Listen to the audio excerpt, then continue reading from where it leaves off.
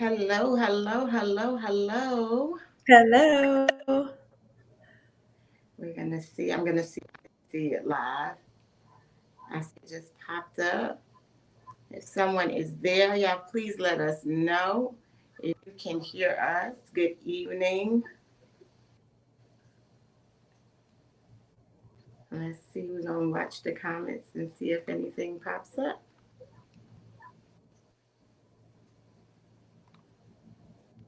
So, and I see it's in those three places. We're just gonna give it a minute, give y'all a chance to come on in. I do see it. You want to go ahead and share it to your page? Are you just Sure. and I am Mm, going to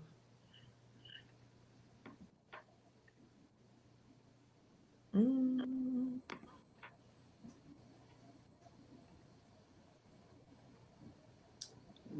see.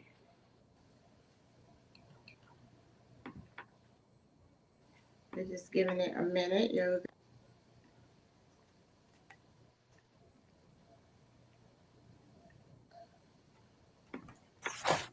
come on in and like and share. I want to make sure it's public. I don't see anyone yet. Just gonna give it a minute. What's the weather there for you? in Richmond. Um, it was freezing and now it's supposed to be like in the high 60s for Christmas. So, you know, it's going up all week long, but it was like 30 something it was freezing last night. We went out for a movie, a holiday movie at an old theater, and it was raining and freezing. But now it's getting back up. It was freezing here last night too. I ran out and almost regretted it. It was like, Lord, what are we gonna do? All right, so I don't. Okay, so I see someone in a private chat. Um, That would how be. about that? Okay, let's see. Um, But it's all good because I know everyone's busy, and so we can just chit yes, chat. And then the lovely thing about digital is that it'll still be here. it So, will. It will still be here. All right, let me go yes. and then we can get started. We can get started with the intro, and then everyone who catches it can watch the replay. So I am going to drop that over to you. One second, and then we can get going.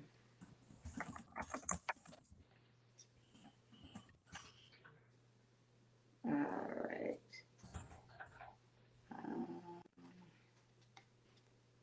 let's see what happened. Okay, here we go. Okay. All right. Let me know if that came over to you. All right. Cool. Should be good. And as soon as you can share, so I see two people. All right, y'all. So if you definitely say good evening to us, good evening, good evening. We would love for you to let us know that you're there. We're going to get started anyway, but we want to be able to say hello and we're going to get going. All So right. as soon as you good, and then we can. Yep, I'm good. All right, cool. So good evening. I am super excited. We're going to do quick intros for those of you who don't know us, because if you have seen us on forum that we're not connected to one another, then you may know me and not know Brittney. You may know Brittney and not know me, or you very well may not know one of us, and that's fine too. So we're going to introduce ourselves, and I'm going to let Brittney start. Okay. Well, happy holidays, everybody. I am Brittney Jackson. I am the founder of Fertility Fair, which is a brand and community that recognizes that all fertility is not created equal. And we focus on normalizing conversations around infertility, reproductive health, and parenthood for all. So, welcome. Looking forward to talking with Sharhonda and, yeah, talking about these holidays because baby, it can be hard. So It can be hard, and that we most know. As Brittney said, we will have this conversation. I'm Sharhonda Ford. I am a licensed clinical mental health counselor, and I am also the podcast host for that infertility chick. And it is a passion project for me, and I am committed to breaking the stigma of mental health and fertility, and also taking away that stigma of infertility in the church. So that is my calling. We're really excited. We did hear some different comments and questions in a couple of the groups. So those are things that we're going to address. And then we look forward to hearing what dialogue you guys have. So I am seeing some comments. Just a reminder, if you want your comments to show up, be sure to give StreamYard permission to post your comment. If you don't give permission, then we won't be able to see you here. I want to make sure that you're doing that. All right. So you want to start, Brittney, or we'll go ahead. So Brittney and I had a conversation last week. We were talking, we had a recording for the podcast, which is going to be coming out in season 2. And we talked about, we just touched on so many things. And we talked about the importance of having these conversations and how we are really upon a season that is overwhelming for so many people. We thought that it was important to have this conversation and have this dialogue. And so we're here. So I want to start with some of the things that we hear, some of the questions that you're hearing. And I'm going to share from my perspective what is difficult for me in the holidays, and over the course of the years, how it has been a challenge. And Brittney and I, like I said, had shared this. And so just wanted to share it with you guys. Good evening, Tarita, and good evening, Mother. I do see you guys on there, so thanks. Please be sure to share. If you guys see that I'm missing some comments on the page, can you let me know so that I can grab them from the actual Facebook page? I appreciate it. But so for me, one of the things is navigating the holidays had been challenging. I think the thing that sticks out the most, this is a time where children are so excited and parents are so excited for their children. We see all of these Christmas morning rituals or Christmas Eve rituals or holiday rituals with parents and their children traveling. And so sometimes that can be difficult. Sometimes that has been difficult for me. I think the years created some kind of boundary, a layer of film, if you will, as a protector. But I think in essence, it had served to be a detriment to me. It was not what I expected it to do. And so I kind of shielded myself and thought I was protecting myself, but really what it was, again, was a numbness. And so for me, one of the things I've learned about me in the holidays with fertility, trying to conceive the journey of chasing rainbows, is I overshop. As I watch people shop and purchase for their children and I see tools, I am looking to buy for anyone that I can. I don't have that burden or that privilege or burden, whatever it is, of shopping for children. It does free me up to want to do more. But at the same time, there's something under that. So while I'm pushing to do more and buy and be a blessing to others, it still comes from some hurt. Yeah. So for me, being such a huge holiday person, I always dreamed of the day when I could share that with my children. And I still do. It's I still do. But I think looking back on grief, and I talk a lot about grief with people and also our podcast, Fertility Fair podcast, because I had to acknowledge the fact that I was grieving over the holidays for the death of an expectation. I expected at this point in my life to be celebrating Christmas with my kids or with my kid and my husband. And so I remember the first couple years, I just kept saying, okay, by Christmas, by Christmas, I'll have, I'll have conceived at least, or, I was looking up, I never forget the first year we stopped birth control and, looking at, trying. And I was like, well, surely by Christmas, I'll have an announcement to make. Mm-hmm. Surely. And I had already created a Pinterest board that was, holiday announcements, because I just knew that was going to be my window. Mm-hmm. And every year that it hasn't been my window or my time, I had to not ignore that fact. And I had to say, okay, I'm grieving what I thought. I'm grieving the fact that I'm not where I thought I would be. And that's okay. Mm-hmm. But also saying, but look at all the things that I still can do. And look how blessed I still am. And I can still love all my Christmas movies and make cookies and watch Lifetime and Hallmark and, decorate my house to the nines. I can still do all of that and have some sense of joy, even though I'm still, saddened by not being exactly where I want to be just yet. So that was a big thing for me, was that mind shift in terms of I have to acknowledge my grief and move through it. I think the acknowledgement is an important part of what you're saying, that it is essential that we are acknowledging grief and that we're recognizing it as grief. Mm-hmm. And another thing that that is traumatic, right? So that the entire fertility process can be traumatic for some. Yes. Well, no matter what path. I think even when I've had these conversations, and I'm sure you have women who don't have difficulty conceiving, there's still that anxiety of having a healthy child, and just the 9 months and what that does for some women. But it has been traumatic for me. And it was important for me to do that work behind the trauma with just the journey, the not knowing, the waiting, the anxiety that's associated with that. I think it all has been amplified. It's like it's on steroids now. And so I had to come to a acceptance, but that acceptance is not always present. Yeah. Right. So that acceptance is sometimes situational, sometimes seasonal. And sometimes after. Yeah, and then sometimes things catch you off guard. So you could be fine and you're enjoying and you're in a good space, and then someone makes their announcement, throws your whole day off, or you get that Christmas card in the mail.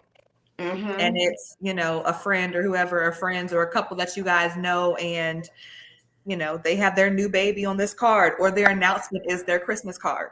We got a couple of those last year, and looking back, it was like, they were announcing, and now here they are a year later, and they have their 1-year-old in their holiday card with the dog, and it's lovely.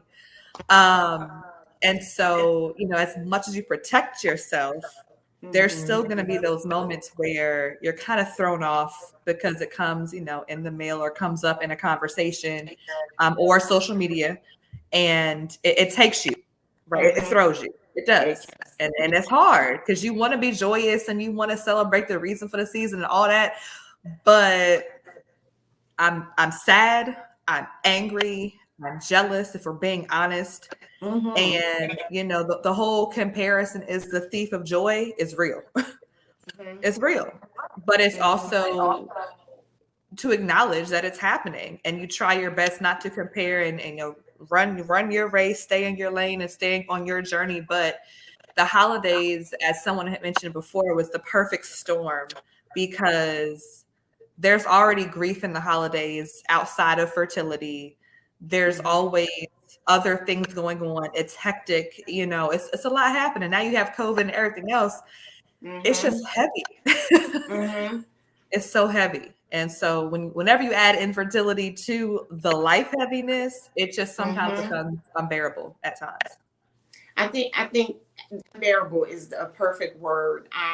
I'm looking at one of the comments from one of the sisters in the Christian infertility support group, and she said, I fight and doubt about God's love during this season of great love in the gift of his precious son. Sometimes I feel like a hypocrite trying to smile when I'm not okay. And I know that I felt that, right?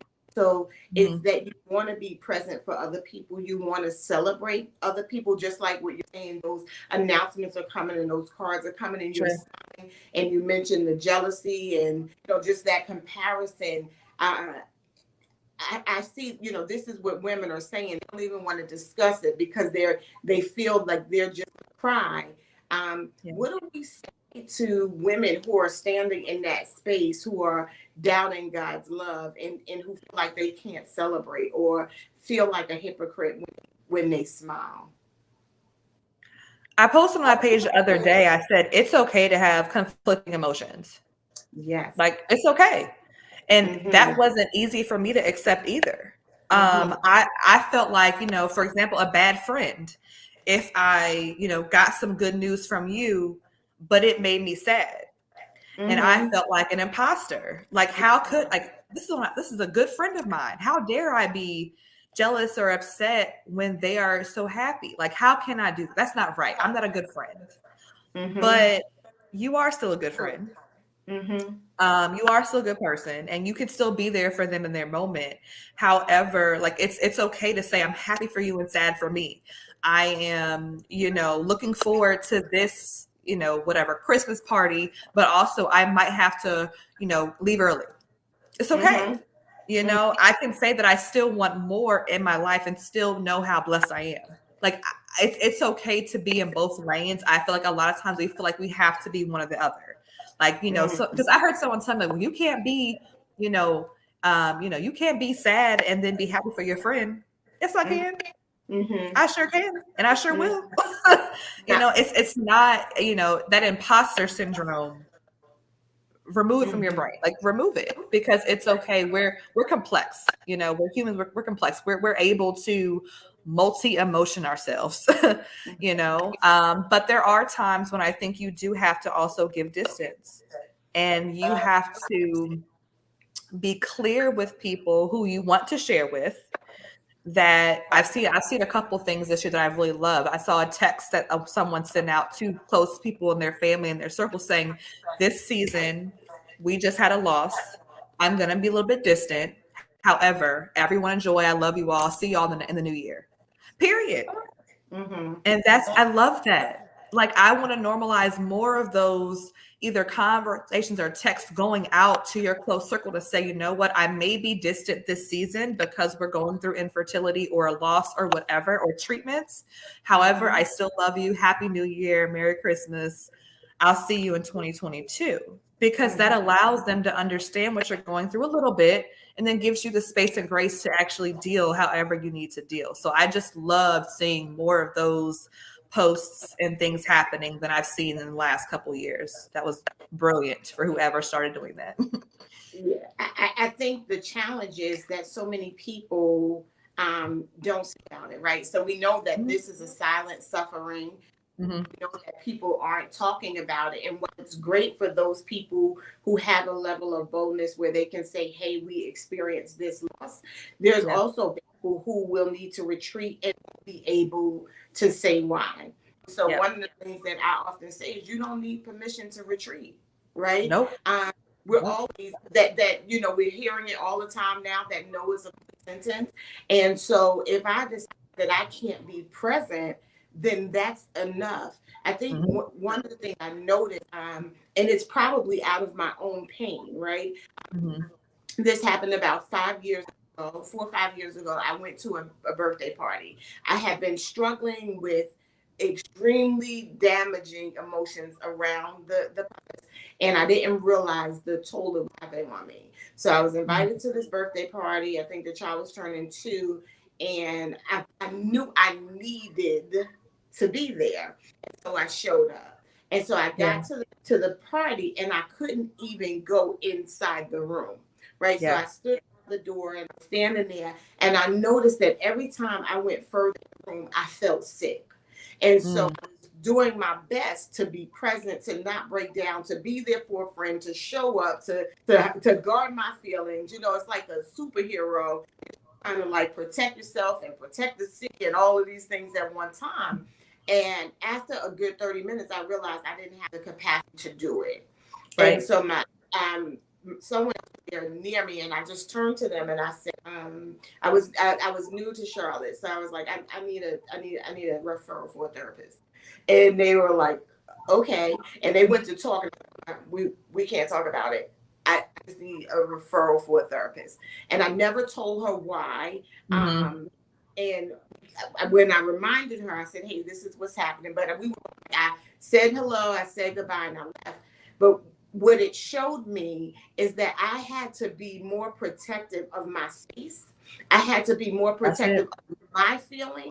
And I did not have to give myself permission to grieve or to feel. We don't need permission. Like, we hear that. That's like a new thing. Give yourself permission to feel. You don't need to, because you're supposed to feel. You know, we have to just allow, not even allow, just embrace it. Right? Because just let it be. Yeah, let it be what it is. Yeah, these things, sit in that space. Sometimes you have to sit in that space and be present and feel it, because running from it doesn't make it go away. You know, we can hide and we can, you know, try to act like we're okay, and we can show up for others, but there's a cost for that. Yeah. And I don't know about you, but I feel like I have paid a price showing up for people. That has yes. Yep. No, I agree. I just think that, like you said, it's not permission. It's just letting it be what it is. Mm-hmm. Letting yourself just be in that space. And like you said, you just couldn't do it. Mm-hmm. And that's okay. And we hear it a lot. It's okay to say no. And it's okay to put your hand down. And, you know, you don't have to say yes to everything. And we say it and we hear it and we know it's true, even in the workspaces. But how often do we use that same motto for this space? Mm-hmm. You know, how often are we saying, okay, I don't have to go. I don't have to be present. I don't have to fake smile. I don't have to. Mm-hmm. And like you said, you can choose to give an explanation or not, right? Mm-hmm. It's up to you. You know, it really is up to you. And I just think that, you know, you have to decide what you want to share. You have to decide when you want to be present and not feel guilty for it. And that's it. You can't feel guilty, because as you mentioned, it's choosing me and my peace. You know, heavy on the many layers of peace for yourself. Because like I said, it's an emotional toll. The whole thing, you can't pour from an empty cup. You just can't. So, you know, if you're spent, if you're completely you know, down, then what else do you have left to give to anyone or yourself for the process? Mm-hmm. I think that's it. I love it. And the choice to give an explanation is yours. I do want to pause for a minute and just make sure everyone knows. So tell them a little bit about what they will have a chance at if they subscribe to your page. Oh, yeah. Okay. It's a commercial break. Right. It's a commercial break. Okay. Real quick. Yeah. So we have some goodies on fertilityfair.com. We just got actually a new sticker in today. It's not even up there yet. But I have a couple cute stickers for you. I'm all about stylish advocacy. So stickers and buttons. We have fibroid things. So we have, you know, endo things. If you're an endo girl or a fibroid girl. We have a sticker here called my uterus, my business. I don't know if you can see it, but respectfully, it's my business. And so, yeah, so check out fertilityfair.com, a couple little trinkets here and there. And so I would be happy to send a little goodie bag of our items. So you can put them on your water bottles and your planners for next year, notebooks and all that good stuff. All right. So I want you to know, go on over and subscribe Fertility. Even if this is not your story, it's a story for someone you know, and you may not know who needs it. So I hope that, you know, I always want to make sure that people understand that this is not an isolated situation. Infertility or fertility challenges, they affect the woman, the spouse, the couple, the family, the community at large. And so it's important that we are educated and able to share with others so that we are not ignorant to the things to say and to not say. With that said, my commercial is when you subscribe on Codeword.com, which you'll see scrolling, and I also added to the comments or get one of those kind people who are tuned in to type both of our websites in the comments. Fertility Ain't Fair, because somebody and Sharhonda4.com, but you'll be entered into a drawing to win one of a couple of books that I will be giving away from this live event. We're going to give you about 48 hours to subscribe because we know the replay, or we can wait a couple of days and we'll come back and announce it, and you'll receive your tag for tuning in or sharing. We appreciate that for subscribing.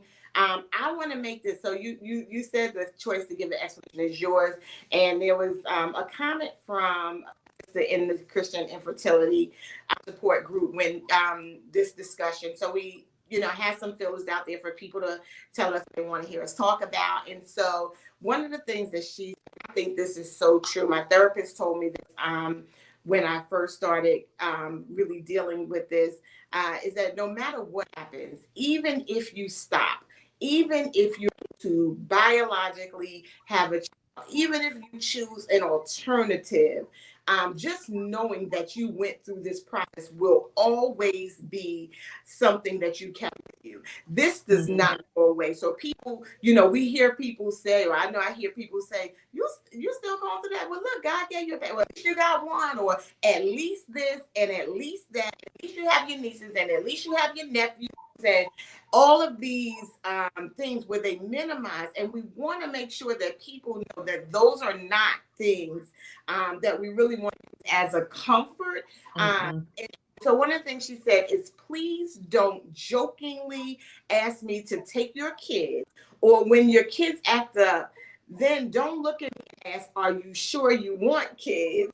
I know I hear this all the time. Like I'm oblivious to the fact that kids can be a handful. What would you say to that?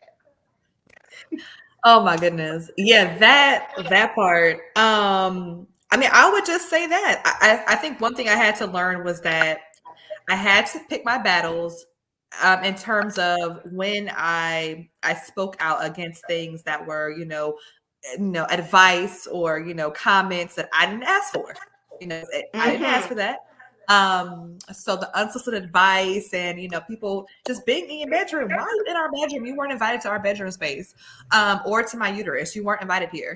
But I had to get comfortable with calling out things, or if it was, my husband's family asking him, hey, do you mind, to the side or after saying something, right? Because I remember one time specifically someone kept, talking about kids and, oh, do you want them? Oh, you're so good with them. Watching you today, you're so good with them. So, what's going on? And it was like 3 times in like a couple hour time span. And, he asked me, said, do you want me to say anything? And my first instinct was, no, it's fine. It's over. We're back home. It's fine. And then I was like, you know what? No, I do. I want you to, tactfully and peacefully, but honestly, just say something, to them on the side, give them a call, whatever, and just let them know, because until you say something, people are going to continue to think it's normal or okay as a society to ask these questions or give this advice or hop into places where they were not asked to be. And so I think while we've gotten so comfortable, asking, when you're going to have kids, when you have another kid at your wedding, okay, what's next? No, or when you're, 35 plus or 45, whatever it is.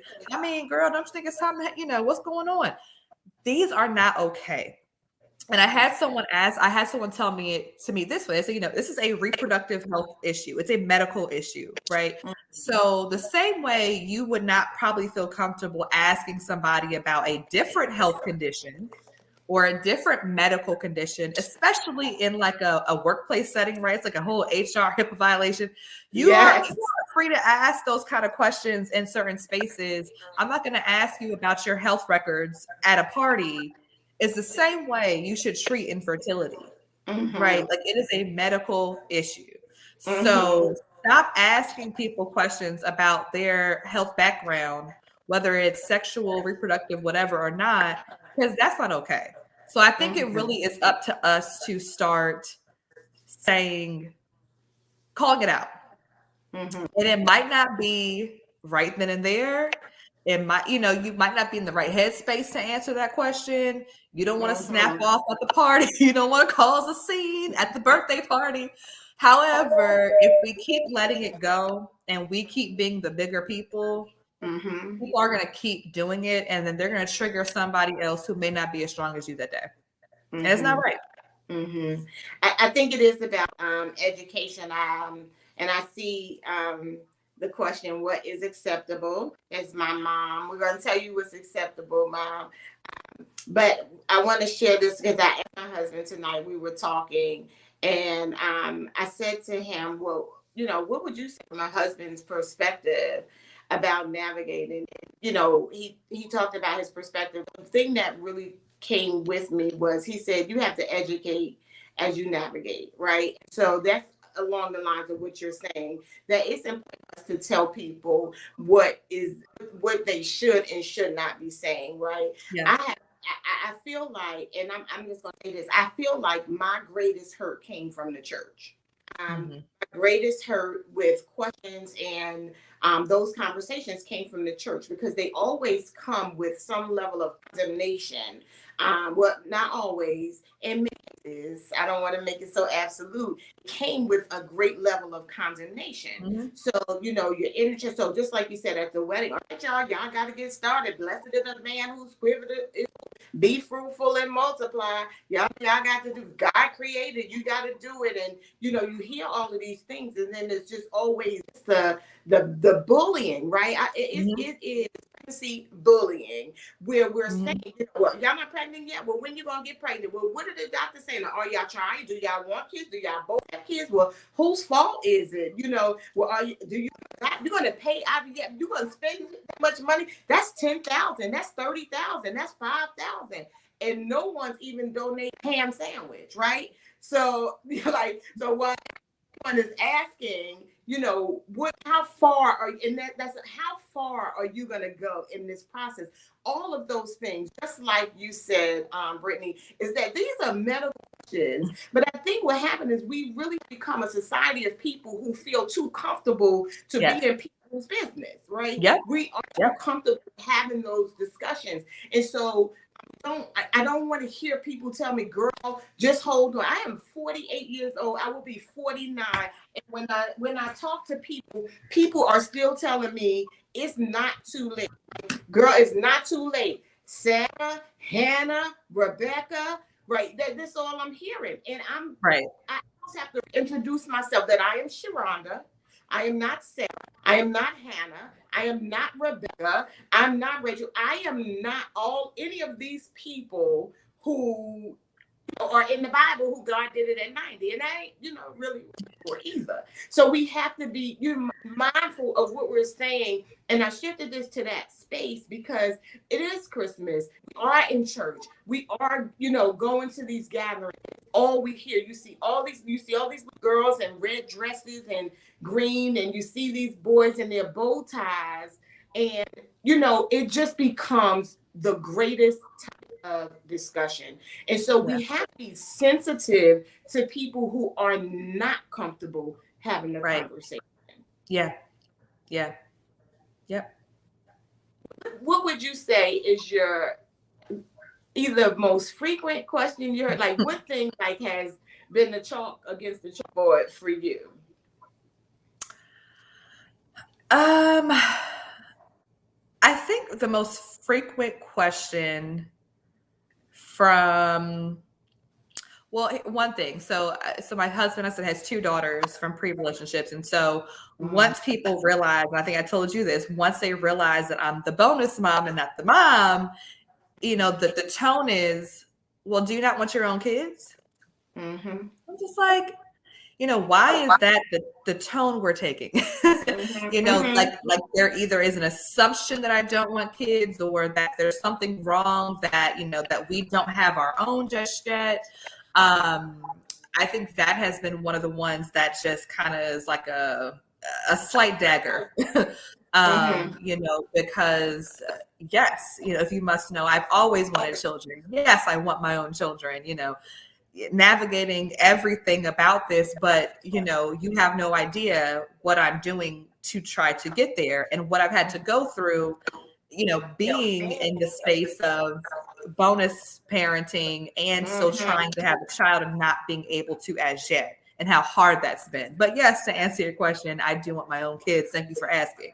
I think that's one of the ones that it just bothers me. It just bothers me because what you're going through and what you've been through, and it's just it comes off like an assumption in either way, that either you don't or you do, or it's just like but you can't assume that you can't assume anything at this point. Mm-hmm. Nothing. I love that the assumption. We can't assume anything at this point, but we do. It is so difficult. I think what for me, one of the challenges is that, and I think you said it. Sometimes I'm so caught off guard by the emotion. Mm-hmm. At this age, right, and at this stage in the game, I already have an idea, right, of where I am, and so as much as I could know that, there's still something finality of aging and being in this process. And so that doesn't change. And so just like you said, when these holidays and these things come up, it's a trigger.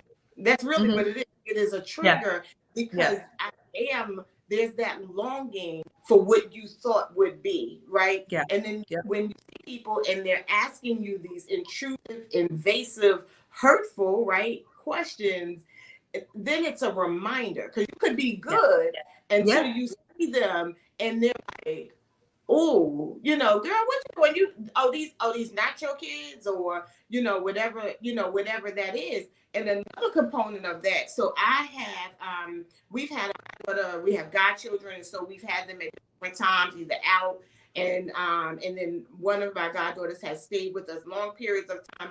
And so when she's here, we get all the nights in the world. We get invited to people's stuff and parties and gatherings, and there's a level of connectivity.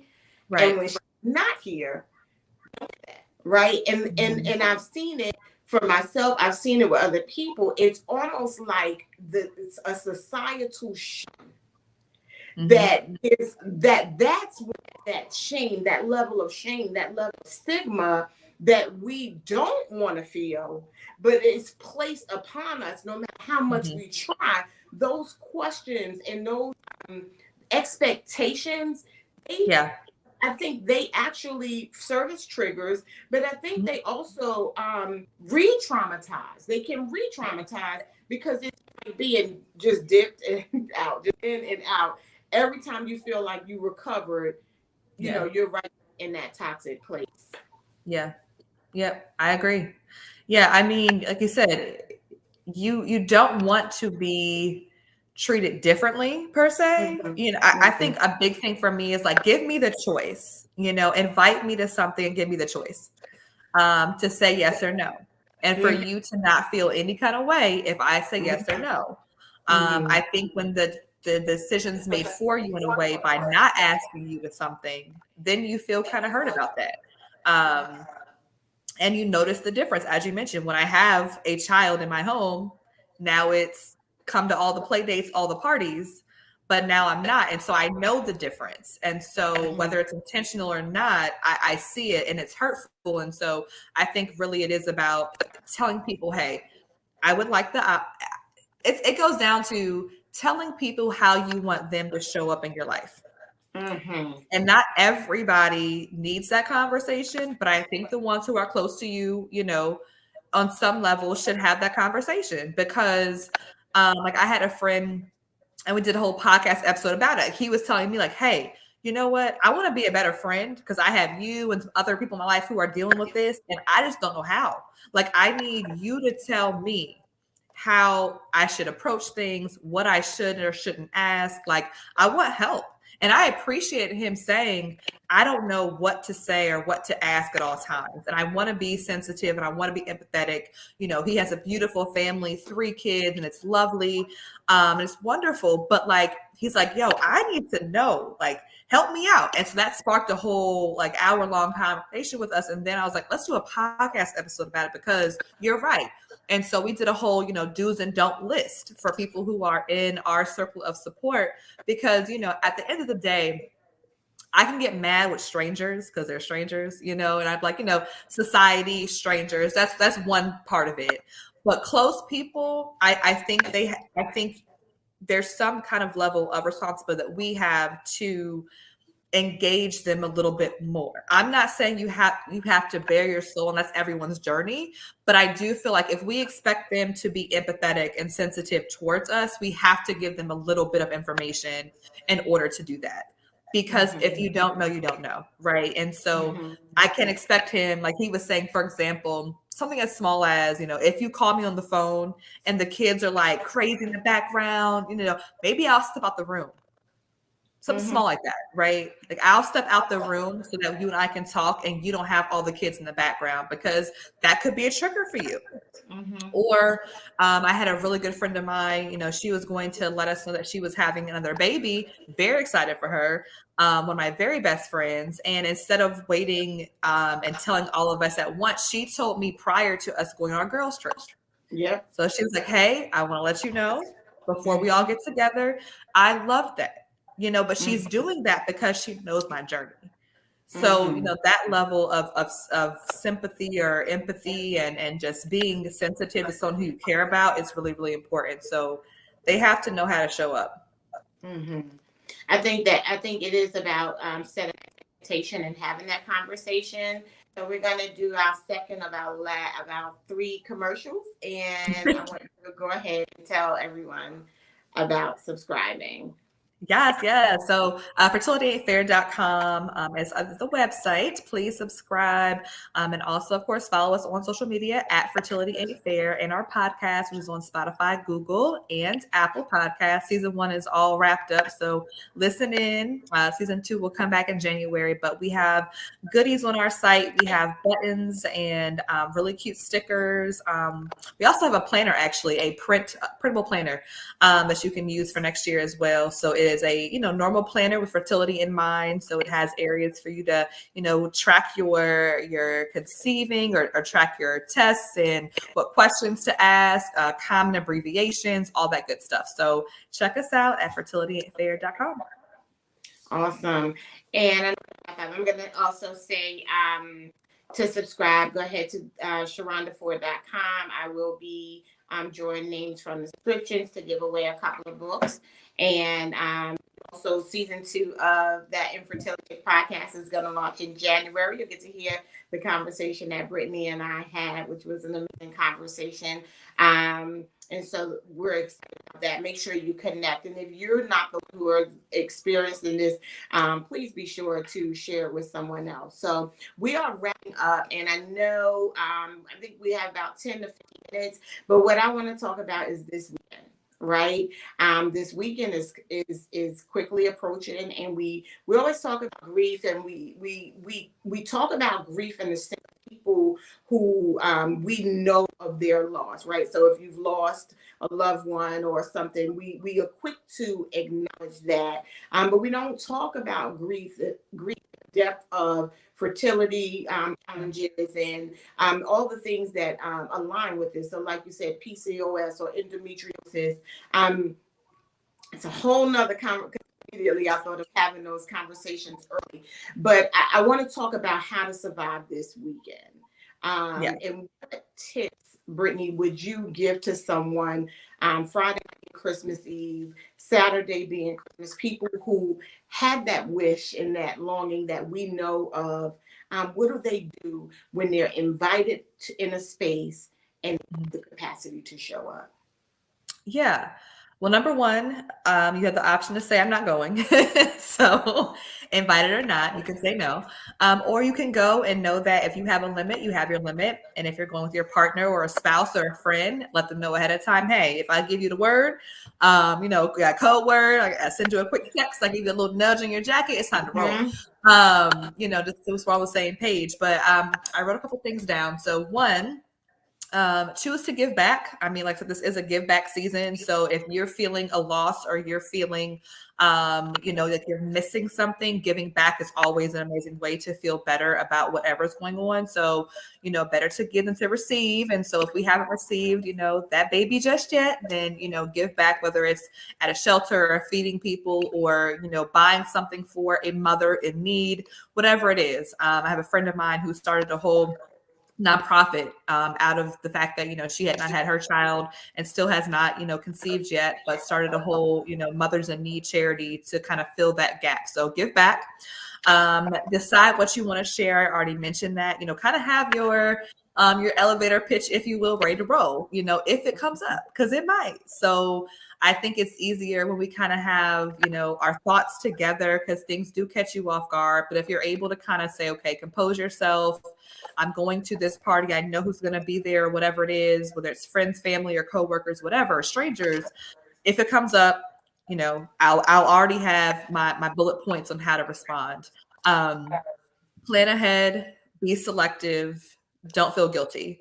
So like I said, you can plan ahead to go or not go. You can plan to leave early. You can plan selectively. I also saw advice that said you can host the party yourself because if you're the host, there are just some things that hopefully you'll be busy. You'll be, moving around. It's your world. You're in your own space. You're comfortable. And hopefully that will allow people to just be there to enjoy, your house and your goodies and food and drink and call it a day. I did a girls' holiday brunch a couple weekends ago, and it was great. And none of that came up. And it was just, I'm playing host today. You all enjoy it. Talk amongst yourselves. Stay out of my business. Your support system. So leaning in super heavy on those who are in that, whether it's your partner, your friends, your family. I'm going on forever, but radical self-care. I mean, it's always important, let's be honest. But radical self-care during this time is extremely important. So like today, Alexandra, I have a cycling class, but I will be on at 7. But that's something I needed for me. I have never really worked out like this, like during the holiday week. That wasn't my ministry.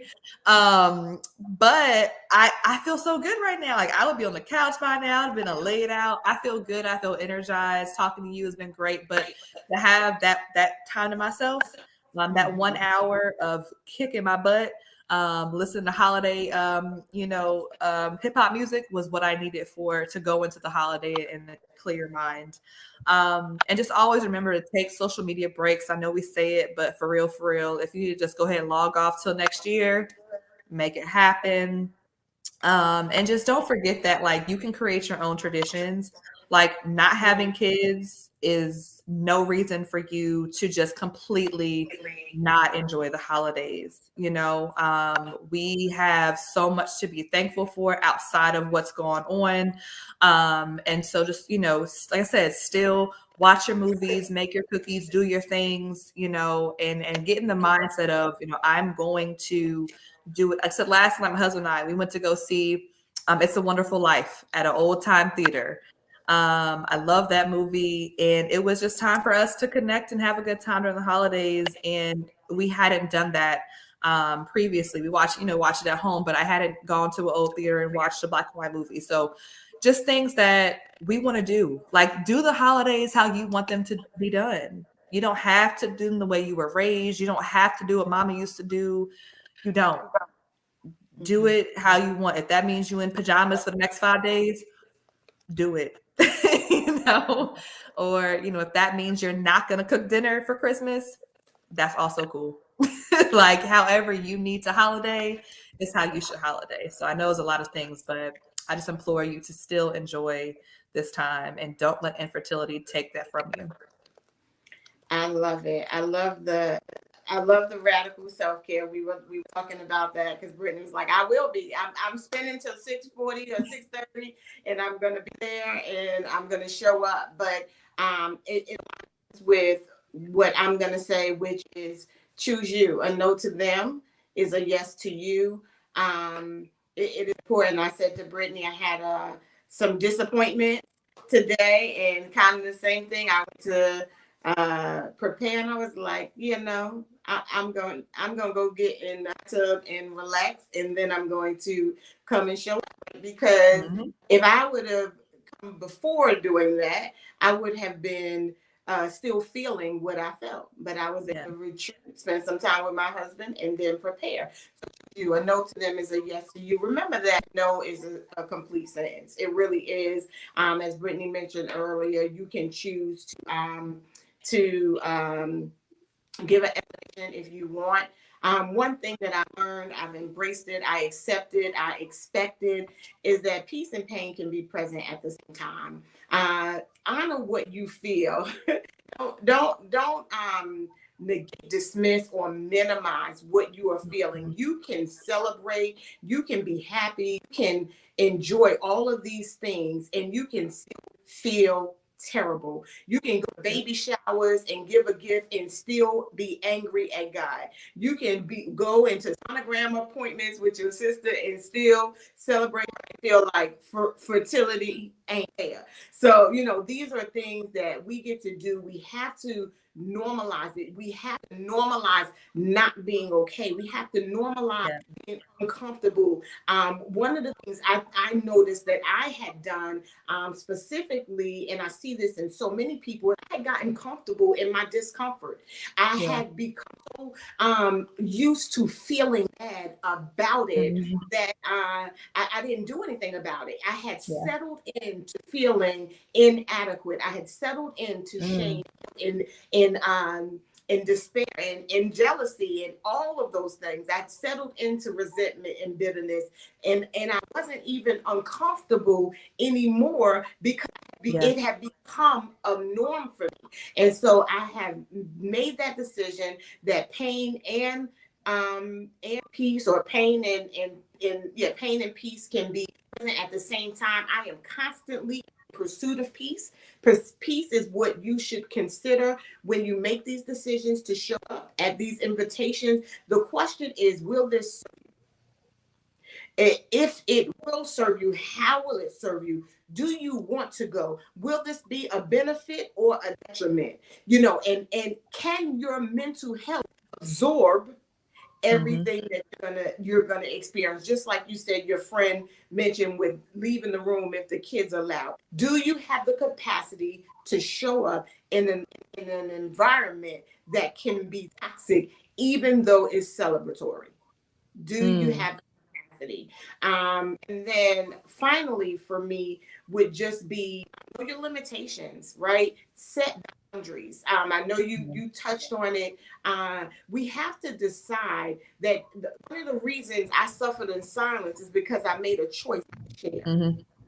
Right? It was a choice that I made because I didn't want other people to be worried about me. I knew the worry of the 2-week wait and the processes, right? And I didn't want anyone else to go through that with me. Was it a good choice? I'm not sure. After 15 years, I don't know if that was a good choice. I know it's what I chose. You're making these choices. Remember, to spouses, for the holidays, as we're experiencing this specifically for wives, invite your husband into what you are feeling. You do not have to act like he is not a part of this process. On Christmas, it's important, or any day, but specifically approach this weekend, we all remember some level, no matter what level of brokenness or what level of complete family dynamic you had, there is a memory of Christmas that includes you being a child. And I can't imagine not having that memory and associating it with what that would be like for you.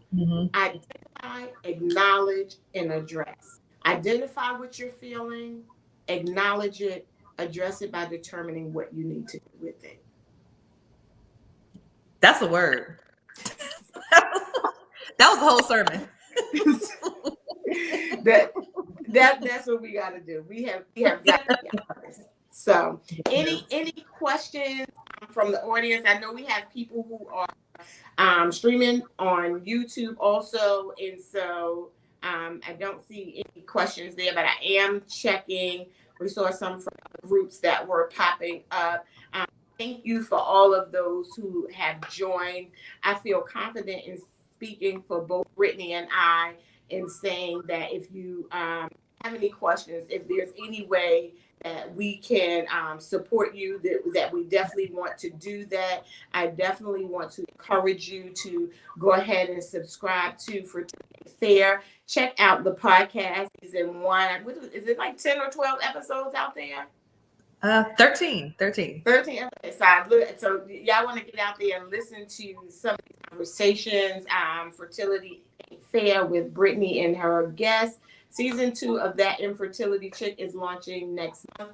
I am super excited about that. And I have some amazing women and sisters that I've met through Daughters of Hannah group. I am going to shout out Daughters of Hannah, which is a Facebook group. It's also a community for women who know the journey of fertility or infertility. And I got to meet Brittney there along with all the amazing season 2 guests for that Infertility Chic. So if you guys don't have any questions, any comments, I got about 30 seconds to drop something in there. Did this help you? Did anybody gain anything or get anything from this conversation? I know I did. I did. Look, it's always good to learn, and I love how your friend said. I'm gonna have to listen to that one. Leaving the room. It's the small things. I think we have to remember being considerate, and I love how out of the box he got with wanting to support you. So that was, guys. It has been great. Have a very, very Merry Christmas. Good night. Good night. Good night. Make sure that you share this. The video is going to be up. You will be able to share it on YouTube. It is on my social media. I'm sure Brittney has it on her social media as well. And so if you'd like to connect, you can connect with each one of us or both of us. We love to collab, talk more about it. It is our passion project. Brittney said that we decided to do this because no one was doing it. And now all we've been seeing is stories. Everybody is infertility. I've been on this silent suffering journey all these years with nobody speaking, and now it's like microphone chat. Thank you for joining LaShawn, all of those that are joining, all those that will watch later. We thank you. Y'all have a very Merry, Merry, Merry Christmas. Merry Christmas. Stay safe, respect one another, and honor where the other person is. Don't expect people to show up for you when they don't have the capacity to show up for themselves. Period.